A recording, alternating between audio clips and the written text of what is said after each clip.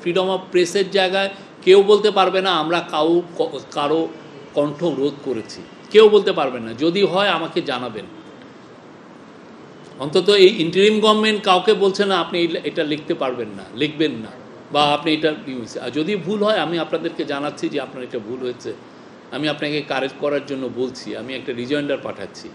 But আমরা কাউকে pressure দিয়ে, সেটা সিক্রেট এজেন্সি দিয়েই হোক বা পলিটিক্যালি বা কোনো সিনিয়র অফিসিয়ালি হোক, আমরা কাউকে বলছি না যে আপনি।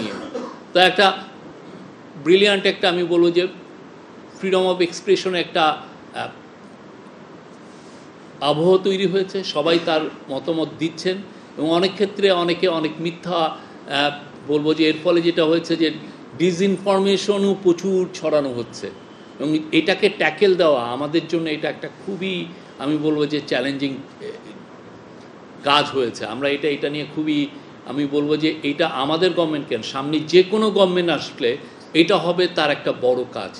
ডিসইনফরমেশনকে আপনি কিভাবে কমব্যাট করবেন, এটার মাধ্যমে দেশে গোলযোগ লাগিয়ে দেওয়া যায়, এটার মাধ্যমে দেশে স্ট্যাবিলিটিকে ইনস্ট্যাবল করা যায়, এটার মাধ্যমে আপনার ইকোনমিকে ইলেকশনকে প্রশ্নবিদ্ধ করা যায়। তো এই জায়গায় আমাদের সবাই মিলে যারা আপনারা এখানে রেসপন্সিবল মিডিয়ায় আছেন সবার এটা দায়িত্ব। এবং আমরা বারবার বলছি যে যারা যে কোনো বড় মিডিয়ায় তারা জন্য তাদের একটা ফ্যাক্ট চেকিং ইউনিট বা ডিজিটাল ভেরিফিকেশন ইউনিট আপনার জন্য তৈরি করেন। তো সেই জায়গাও আমরা চেষ্টা করেছি।